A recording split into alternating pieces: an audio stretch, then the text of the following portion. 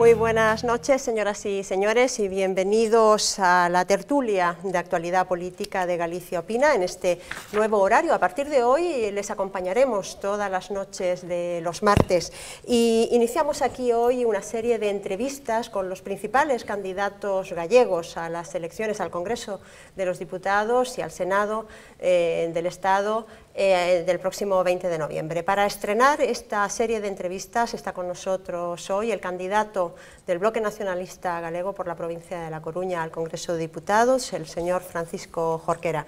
Señor Jorquera, muy buenas noches y bienvenido a Popular Televisión. Hola, buenas noches, muchas gracias. Para acompañarnos también en esta tertulia política nos acompañan 4 profesionales del periodismo y la comunicación que ya ustedes conocen. A su lado está Pepe Castro. Muy buenas noches, Pepe. Hola. ¿Qué tal? Ana Peón, buenas noches, Ana, bienvenida. Alfredo Aicar, ¿qué tal? Buenas noches. Y Jacinto Ruiz, buenas noches, Jacinto. Buenas noches. Bien, señor Jorquera, todas las encuestas indican que el Partido Popular va a obtener una mayoría absoluta en las próximas elecciones. Una parte del voto de descontento por el gobierno de Zapatero se va hacia el PP, otra parte parece que se traslada a Izquierda Unida. Sin embargo, el Bloque Nacionalista Gallego no parece beneficiarse de este descontento del gobierno de Zapatero. ¿Cuál es la explicación que usted daría? Bueno, creo que non hai que presumir ainda escenarios. A maioría dos inquéritos que se están publicando apuntan unha tendencia alza do BNG, inda que eu prefiro ser sempre moi prudente cos inquéritos, fagan un pronóstico para nós positivo, fagan para nós un pronóstico negativo, pero en calquer caso nos aspiramos a reforzar a nosa posición electoral nas vindeiras eleccións xerais. Creemos que a maioría da sociedade galega percibe como moi útil a presencia do BNG en Madrid para que os problemas, as cuestións que afecten a Galiza estén presentes na política estatal. Creemos sinceramente que fan unha boa valoración do noso traballo parlamentar, pero ademais estamos convencidos que nestas eleccións a utilidade do BNG é doble, porque ademais en Galiza é a opción máis útil para traballar por un cambio real de políticas a nivel de Estado, por un cambio real de esquerdas frente á política fundamentada no recorte social frente ás políticas fundamentadas nos sometementos ditados da dereita económica que practicou o goberno central do señor Rodríguez Zapatero e que preconiza tamén o Partido Popular. Precisamente en esta legislatura el Bloque Nacionalista Galego ha reprochado constantemente al Partido Socialista estar haciendo una política de derecha, estar haciendo la política del PP. Están ustedes casi equiparando las políticas del Partido Socialista con las políticas del Partido Popular. ¿Quiere esto decir que hay alguna posibilidad de que haya una modificación en la política de alianza del Bloque Nacionalista Galego? Es decir, que podamos ver alguna votación en el que el Bloque Nacionalista Galego apoya al PP en el próximo Congreso? Vamos a ver, ao longo dunha legislatura, no Congreso dos Diputados se producen multitude de votacións sobre temas de diversa índole, se construen multitude de acordos a respeito das cuestións concretas. Creo que é evidente que o Partido Popular e o Bloque Nacionalista Galego representan posicións políticas moi diferentes, polo tanto, pensar en calquer acordo estable na vindeira legislatura co Partido Popular creo que está total e absolutamente descartado, pero que en momentos puntuais, en cuestións concretas, podamos coincidir, pois eso non é en absoluto descartable. Por poñer un exemplo, na legislatura que ven de rematar, o Congreso dos Diputados pronunciouse por maioría a iniciativa do Bloque Nacionalista Galego a favor de que o Goberno Central retirase o recurso de inconstitucionalidade contra a Lei de Caixas de Galiza. Esa iniciativa contou co apoio do Partido Popular, inda que logo o Partido Popular a nivel de Estado pactase co PSOE unha modificación na normativa estatal relativa ao sector financiero que deixou en papel mollado esa lei de caixas. Pero, insisto, ao longo dunha legislatura se sustancian cuestións de moi diversa índole e nos estamos abertos sempre ao diálogo para chegar a acordos se entendemos que esas medidas, que os acordos son positivos para Galiza ou son positivos para as posicións programáticas que preconiza o BNG. Pero, en calquer caso, un acordo estable está totalmente descartado dado que as nosas posicións políticas son moi diferentes. Bien, la pre-campaña ha estado muy marcada por el caso Campión, que ha sido un golpe, me imagino, duro. Uno de sus máximos líderes en el Bloque Nacionalista Gallego se ha visto obligado a dimitir de todos sus cargos. ¿Cree usted que esto le va a pasar factura en el resultado electoral? En primeiro lugar, gustaríame facer un matiz. Non se viu obrigado a dimitir. Tomou el esa decisión. Perdone, tomou esa decisión. Es Eu creo una que decisión ademais voluntaria, sí. Unha decisión que el lle honra, precisamente para poder personarse, para poder defenderse, dado que o feito de que se filtre un sumario que é secreto, que nos teñamos que fiar desas filtracións de informacións aparecidas nun determinado medio madrileño, dota a esas persoas afectadas por ese tipo de acusacións dunha situación de total indefensión. El para defenderse e el para non comprometer a posición política do BNG dotou unha decisión que eu creo que sinceramente honra, que foi dimitir, pero en calquer caso eu creo que convén non esquecer que os únicos imputados neste caso, a parte do señor Dorribo que formula estas acusacións, pertencen á actual Xunta de Galiza. Eu creo que non hai que esquecer que este é un proceso que se abre pola presunta concesión de subvencións irregulares por parte da actual Xunta de Galicia. Eu creo que hai sectores que se están esforzando en pretender distraer este foco e situar os focos noutros puntos, pero nin sobre o señor Fernando Blanco pesa ninguna imputación. E ademais hai que recordar que no sistema judicial español unha imputación non significa unha presunción en absoluto de culpabilidade, e eu creo que todas as persoas merecen presunción de inocencia a non ser que se demostre o contrario. E creo que hai síntomas ademais moi evidentes de que o señor Dorribo está aplicando unha táctica moi bella e moi coñecida. Vamos a intentar manchar a todos para que non se vexa o moi manchado que estou eu. Porque o que si hai evidencias moi fundadas é de que este señor é un delincuente. De eso sí que hai evidencias moi fundadas. La presunción de inocencia tamén valdría para los efectivamente, imputados pero o que é delegados, evidente, por todo o que coñecemos, é que os indicios de que cometeu prácticas delictivas, no seu caso, son indicios moi fundados, indicios que en calquer caso a Xustiza terá que esclarecer, pero que permiten apuntar a unha clara culpabilidade. Pero non me ha contestado a mi pregunta. ¿Le va a afectar el resultado electoral? Eu insisto, creo que a sociedade é suficientemente madura como para constatar que é certo que eu estou dicindo. Non pesa ninguna imputación sobre el, e si creo que é evidente que hai un interés político en situar o foco en José Blanco e situar o foco en Fernando Blanco, ignorando que este proceso judicial se abre a instancias da presunta concesión de subvencións irregulares por parte da actual Xunta de Galicia. Bueno, mi última pregunta antes de dejarle a mis colegas. ¿Cree usted que este adelanto electoral le ha venido mal al bloque nacionalista galego? Quiero decir, después de la derrota en las últimas autonómicas, ¿no les ha dado tiempo a lo mejor de resolver los conflictos internos y han debido posponer ese debate para después? Mire, o BNG, por poñer un exemplo, pechou o proceso de confección de candidaturas con un grau de acordo no seo da nosa organización que é moi difícil atopar noutro tipo de organizacións políticas. Nós temos un proceso aberto, temos un proceso participativo no que o conxunto da militancia se pronuncia a hora de confeccionar as candidaturas, e as candidaturas finalmente aprobadas tiveron un respaldo do 90% dos afiliados do BNG. Creo que eso é un síntoma de como o BNG está unido e está total e absolutamente centrado no que ten que estar, que é defender unhas propostas que consideramos fundamentais para que Galiza este ben representada na vindeira legislatura estatal e para contribuir a un cambio real de políticas a nivel de Estado. E creo que cada proceso electoral é distinto, insisto, estou total e absolutamente convencido de que a maioría da sociedade galega fai unha valoración moi positiva do papel do BNG na política estatal. Bueno, abrimos, si le parece, un turno de pregunta a los colegas que me acompañan esta noche. Pepe, tu pregunta, por favor. Vamos a ver, eu coincido completamente co candidato do BNG en que a sociedade galega en xeral percibe a utilidade do BNG en Madrid e mesmo valora con claridade en moitos ámbitos nos que eu andiven por aí pulsando a opinión pública, valora a boa defensa que o BNG fai dos intereses de Galicia. Sin embargo, nas urnas o BNG non recibe ese respaldo.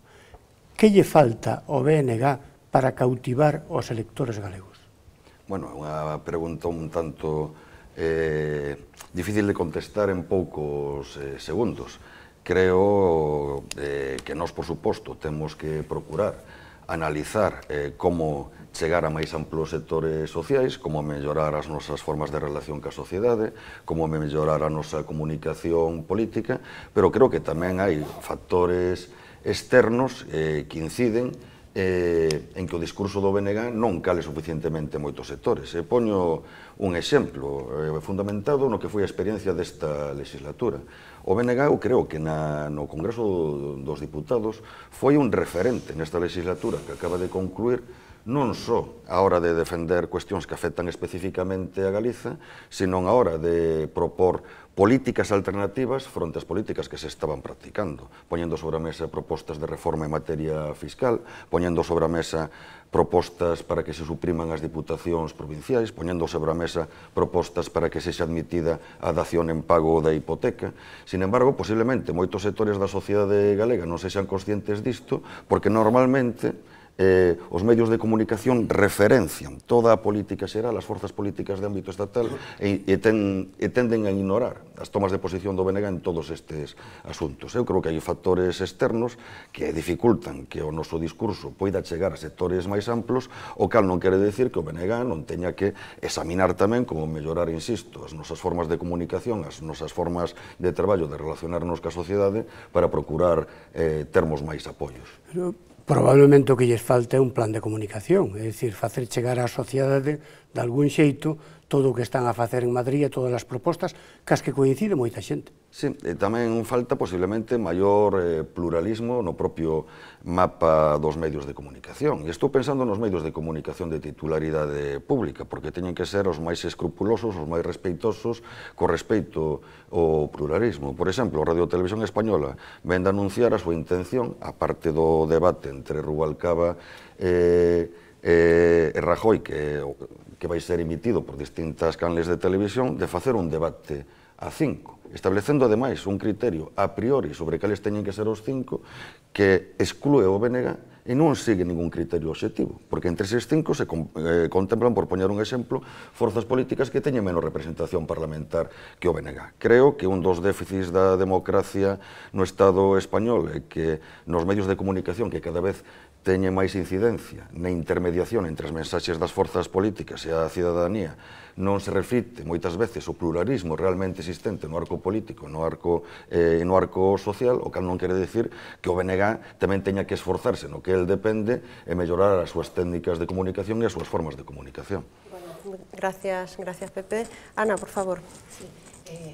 ¿Puede condicionar los resultados que consiga el BNG en las elecciones generales la fecha de designación de su candidato a la Xunta de Galicia? Y en concreto, ¿cuándo se va a saber el candidato del BNG a la Xunta de Galicia? Bueno, en principio está previsto que o escolla a vindeira Asamblea Nacional do BNG, que terá lugar no vindeiro mes de xaneiro.